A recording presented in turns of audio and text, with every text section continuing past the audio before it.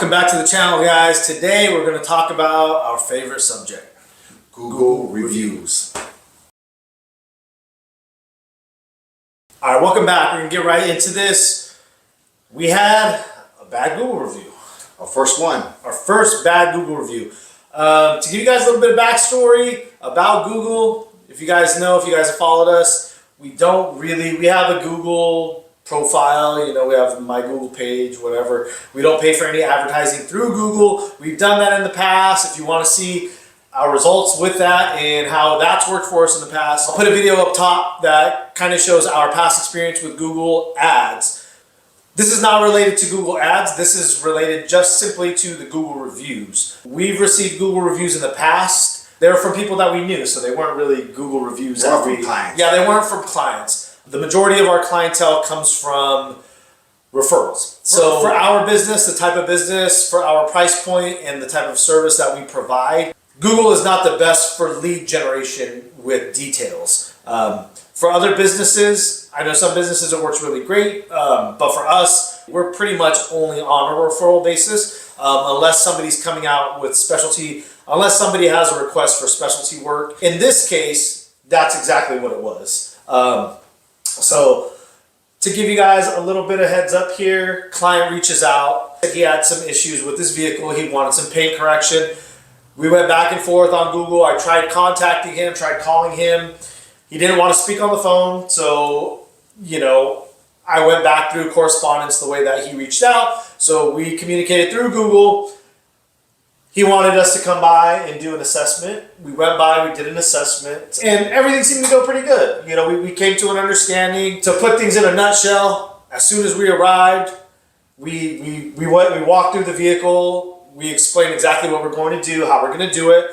The client explained to us what he was looking for. Based off of the scope of work, we came to a price. Client immediately hit us. Negotiation. Yeah, we go into negotiation mode, so we start the dance, which there's no problem with that. So it's a little fun. We go into the negotiating. We give the price. He immediately comes back with the counter. So we said, okay, well, he's going to come back with the counter. It's going to be that type of this. We're going down that road. No problem. We can deal with that. So we come back with another offer, and we both come to an agreement. We come to an agreement on the date as well. So date comes. So I report that morning. Sal's taking care of some personal stuff. So Sal met me a little bit later. A lot of it was wet sanding and scratch removal. So as we walk through the vehicle, the client is showing me all the areas that we've already walked through and showed them exactly what we're going to do. So we mark off all the areas that need attention. And we also let the client know some of these that are deeper may not have as good of results as others based on the damage, the depth of the clear coat, if it's on the plastic areas, if it's on certain panels of the vehicle, if they're on edges. With wet sanding and touch-up, there's always going to be these exceptions, and the results are always going to vary. So we make sure to communicate all that up front. Then the client hits us with I also have a new one. So, and it's a big heart, and this heart is about this side. It's about 20 inches on the hood of the vehicle. So the client says, "Oh, can you get that out too?" Again, guys, this was not negotiated in the price. It was very light scratch, so I said, "You know what? We can take care of that. Don't even worry about it. We'll take care of that. We're already here. We're taking care. We've already negotiated. I'm not gonna get into a full negotiation. Right, we're talking about that extra work. Yeah, 20 minutes? Yeah, about 20 minutes extra work. So it's like, okay, no big deal. Whatever. We're already here.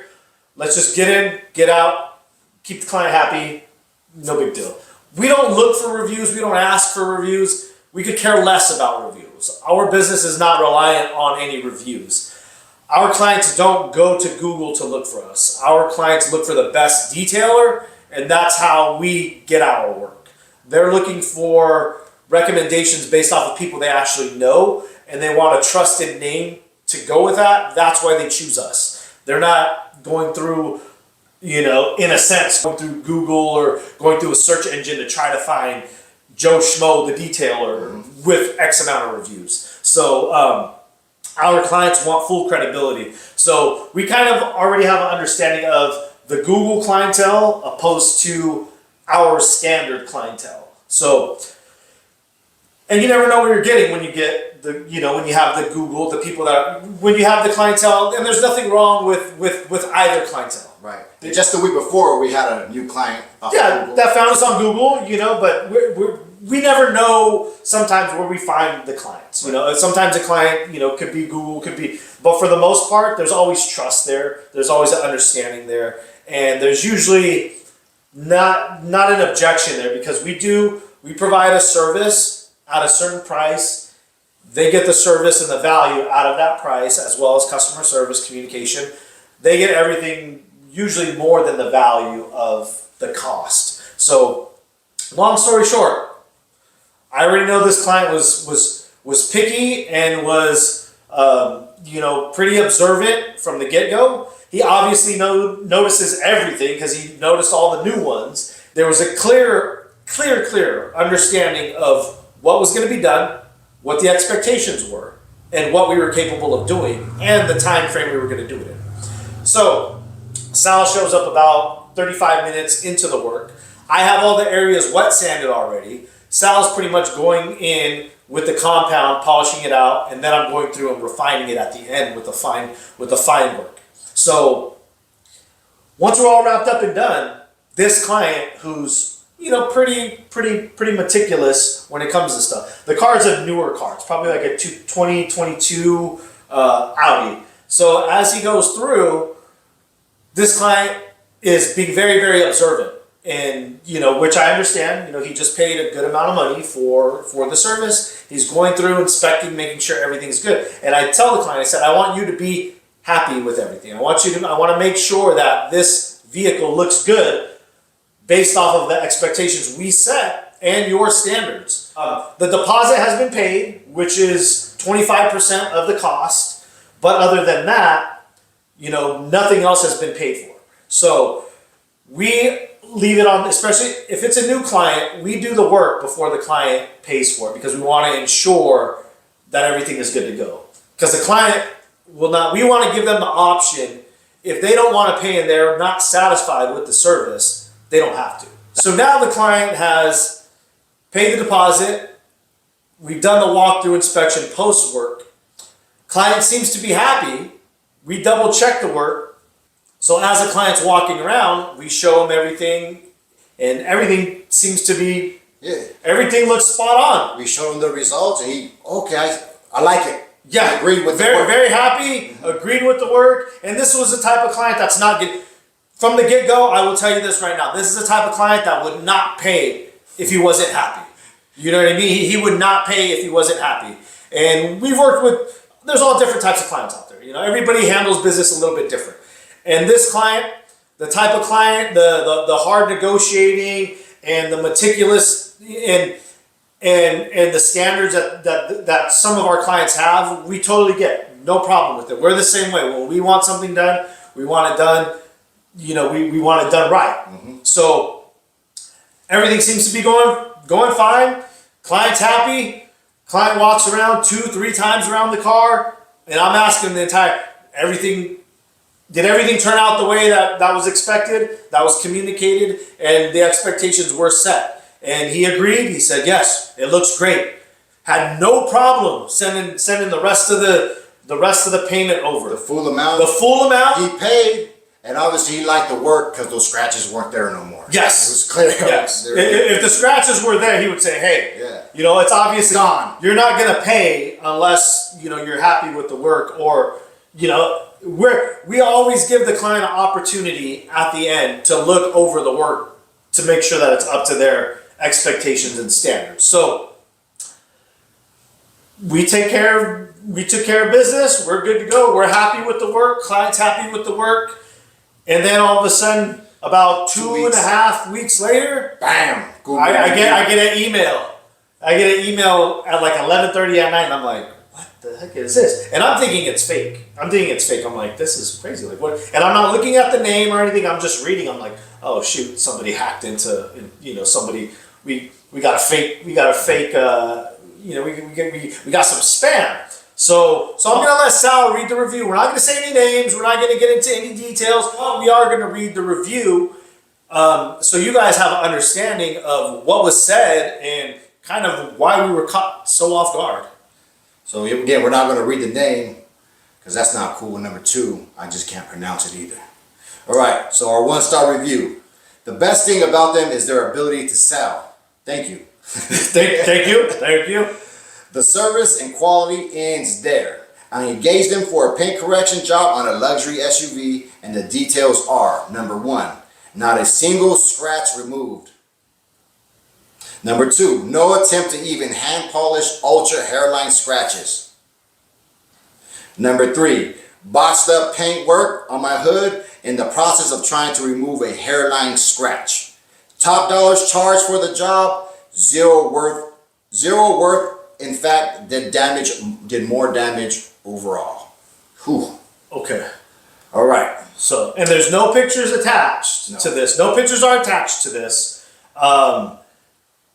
Again, client did the walk around, and after the work was finished, and is that all that was on there? That's all that's on there. And so client approved all the work. Walk around was done. As far as the damage leading up to the correction on the surfaces, there has to be wet sand. Yes, these were not hairline scratches. None of these were hairline scratches. And none of these were going to be done by hand polishing, period. There was a couple that did catch the nail that we actually had to do paint filling. The other ones came out with wet sanding. But if you know wet sanding, we wet sanded with 1500, 2000, 3000, blended in, compounded, polished, and then sealed. So obviously damage needs to be done, and I'm assuming that's what he was referring to. But again, that was all communicated at the beginning. Wet sanded is going to, that was part of the assessment in the original meeting with the client when we did the estimate. Wet sanding was going to be required to remove these at minimum. At worst case scenario, the paint chip fill in and the paint scratch removal was going to have to be done with paint, with touch-up. So that was I think there was about 3 of them that required the touch-up paint, and the rest of them were wet sand and removal. So yes, damage has to be done in order to remove those. You can't just polish those out. If I'm just trying to polish those out, I'm exposing heat, I'm cutting off more material than needed. Wet sanding in this case is the way to go, and they're not going to be removed. And for more damage to be done, obviously, if you're cosmetically removing something, yes, you're going to remove material. Again, it's all communicated. It's all communicated beforehand. Material has to be removed in order to get to the depth of those scratches and to remove them, or just to not. We tried first to knock down those edges to kind of see if we can clear it off, but the client insisted that they get off even more. He wanted them almost completely gone. So we never really tried to remove them 100% because sometimes there's just indentations that are in markings that are in the surface itself that require even further sanding. But we just try to knock those edges down, get it to where your eye can't see it anymore. That's what people really want. I can understand hand polishing if it was something that was, sometimes the clients just don't understand the level of work that goes into the job. Say for instance, a ceramic coating. A lot of people just assume, okay, you're just going to slap this coating on there. Same thing with scratch removal. I think this client was assuming like we're just going to go in there with a little hand polish and a microfiber applicator and be able to hand buff this off. This is not the case. Off of inspection, we already know we got to go wet sanding this. Some of these are going to need touch up. And he even had the touch up already because he knew when we got there, he provided the touch up paint. He said, I already got the touch up paint because I was going to do it myself. It sounds like he had done some research before, like what he needed to do. Because he had the clear coat, the base coat, he was ready to go. So we actually used his clear coat and base coat. So there seemed to be no problem there. So we get it, guys. There's times where you're gonna get these clients out of left field that just And well, let's talk about the damage that we had to do more damage to remove the scratches, right? Yes. But the client never seen that, never Yeah. seen the work that we were doing, so he couldn't even But say. well, I'm guessing he may have seen the sanding marks or seen what we were doing. Maybe he was, he could have been looking through a window as we're working because it was a 2-story house. You know what I mean? And he could see a big scratched up heart on his hood that we had to wet sand out. Or he could have, you know what I mean? He could have surveillance to where he saw, what we were doing before. But we all know none of that is really relevant. It's always the end result. And the end result he was happy with. And that's where kind of like that's where this kind of comes out of left field. It's kind of like, well, where is this coming from?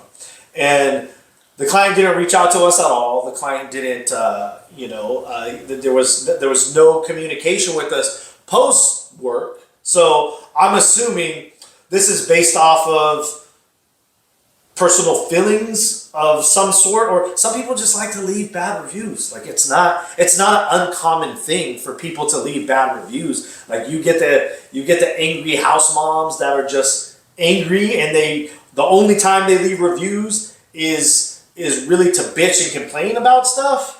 You know what I mean? And whatever. Harry probably had a bad day because he hit us with the Google review 2 weeks later. Yeah. So and he left. He paid us that money with a smile. Shook hands. My man was happy. We'll call you again or something like that. I mean, yeah. So there was no, if there was any type of indication that he was not satisfied, we're always there. Like customer service is number one for us. So if there was any, anything that kind of, if we identified any type of non-satisfactory emotion from him, we would have taken care of it then and there. If we would have had to hire somebody else to come in and do the job, we would have done that. Whatever the case may have been, we would have corrected it.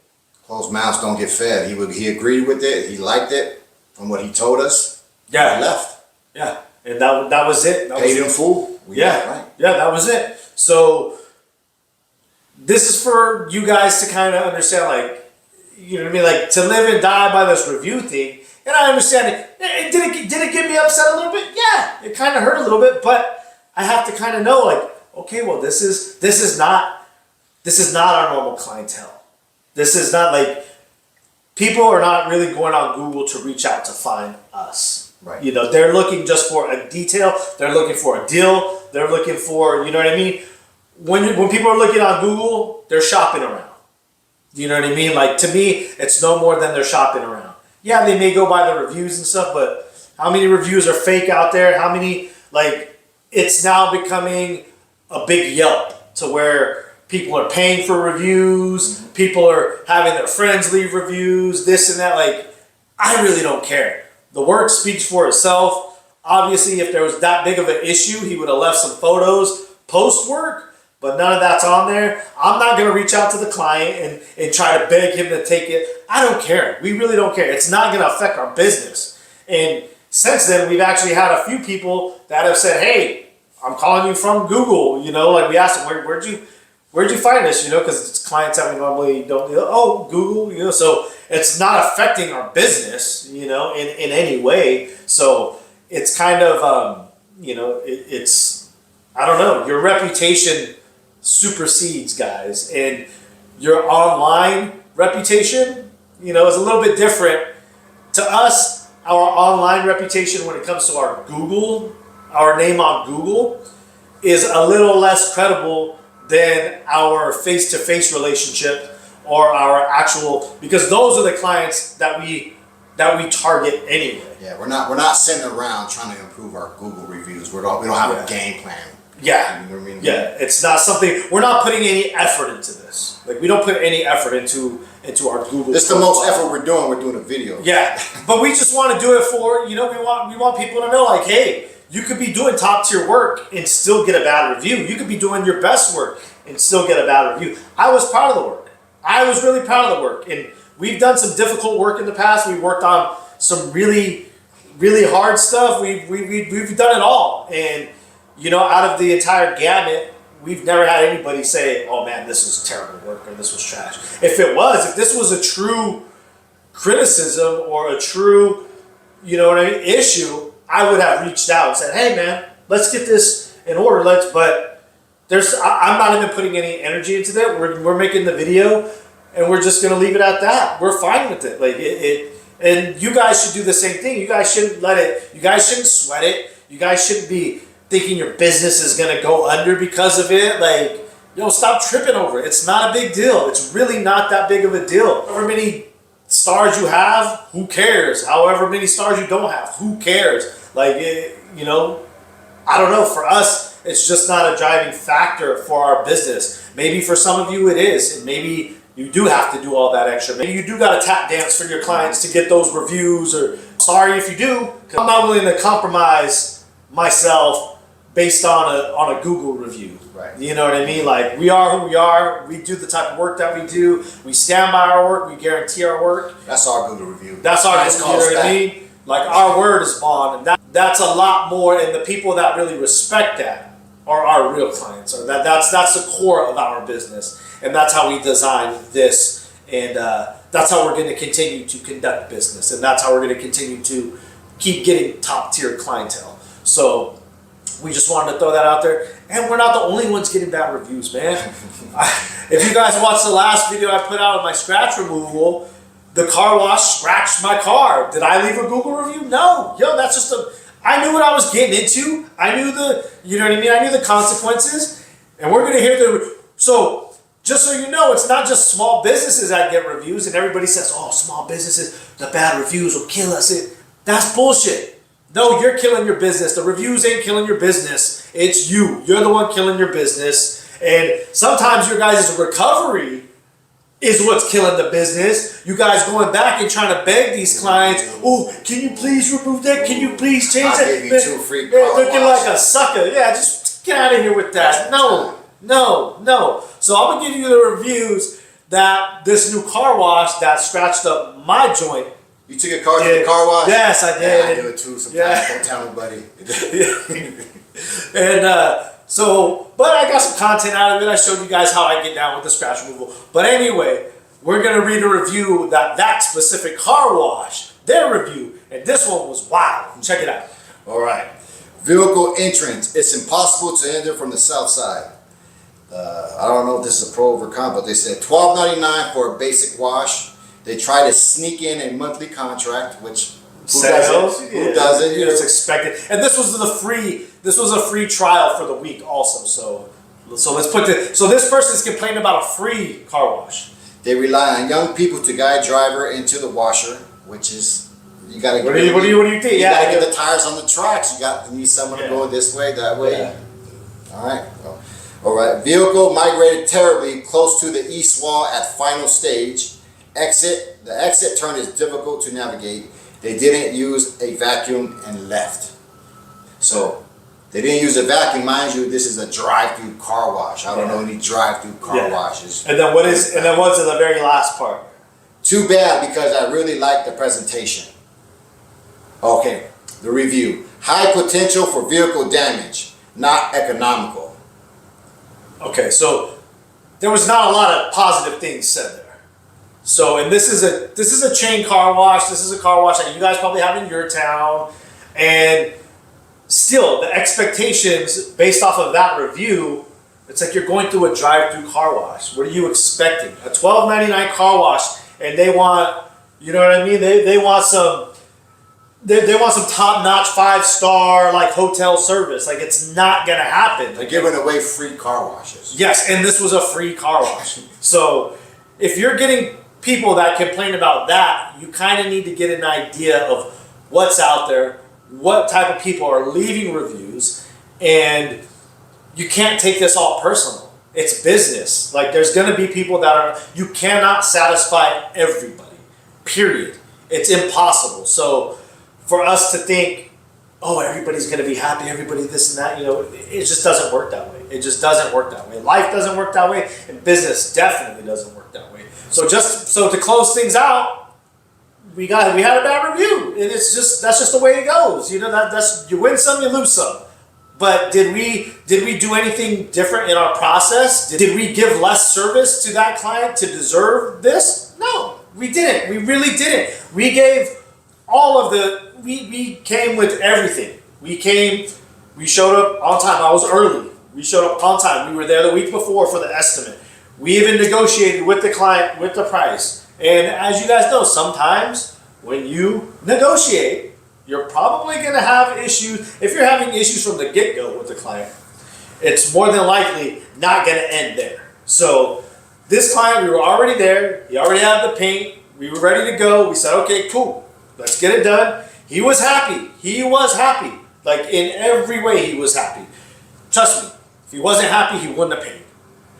He would not have paid. And we wouldn't have expected him to pay. And we wouldn't have expected him to pay. And did I want to respond? Yes, I did want to respond. I wanted to say, hey, my man, then why'd you pay? Then why you seemed okay with the walk around and when we were done, you had a smile on your face and you were quick to sell that money over real quick. That negotiated price tag too. So, not sure where this came from, and I really don't care. We really don't care. Are we going to try to dispute it? No, because again, we don't care. We don't care. It's one review. It's one review, and it's 33% of our reviews because we only have 3 total reviews. Is that affecting us from a metric scale and an analytical scale for the Google search engine and for the average person going on Google looking for a detailer? Yeah, it probably is. But we don't track that one. But we're not tracking that. We don't care about that. And again, if that's your clientele, maybe you do have to do some recovery. Maybe you would have to go in there, but that's not us. That's a game we choose not to play. So we'll stick to our clientele. We'll stick to our word of mouth. We'll stick to our full price paying customers. And we're good with that. So if you're in this situation, I hope this took a little bit off your chest because don't worry about it. Yeah, don't worry about it, man. It's just another day, and this client, we're not going to do work for again. We have no problem firing clients, blacklisting clients. We do it as often as needed. Not playing that game. Like we're adults here. We're professionals. When you're dealing with professionals, things are conducted differently. If the client doesn't understand that and is not willing to communicate any needs from you or any issues that they're having, it's kind of now falls on their end. But again, as we said, nothing was even mentioned to us. So this came out of the blue, which makes me believe that, hey, this is probably not his first time leaving a bad review, or could have been having a bad day. Who knows? I hope this client finds another detailer that satisfies him and can get the job done and give him his price and what he's willing to do. But so lesson learned. You know what I mean? It is what it is. It's business, and it happens. Yeah. Hey guys, let us know your guys' bad Google review. Put it down in the comments. Let us know. Let's hear your wildest ones, man. Because this one just caught us off guard. There was nothing crazy in it, but I was like, "This is why." I thought it was fake. I really thought it was fake because there was no indicator that this client would be unsatisfied in any way. In any way, there was no indicator of that. So, yeah, let us know your craziest, wildest Google reviews. Let us know if Google reviews are driving your business, or if you're like us, where you just don't care about them. You know what I mean? Like, we know who the real ones are. The real ones tell the other real ones, and that's what we're about. That we're about building those relationships, and we're also about cutting off those ones that we don't want to build relationships with. So, and this is just one of those times where it's kind of like, okay, well, we know there's no more effort being put into that direction with that clientele, because we know we gave it our best. They were happy with the results, and if you're still unsatisfied with that and not communicating it, it's really out of our power at that point. So yeah, happy detailing, guys. We'll catch you guys on the next one.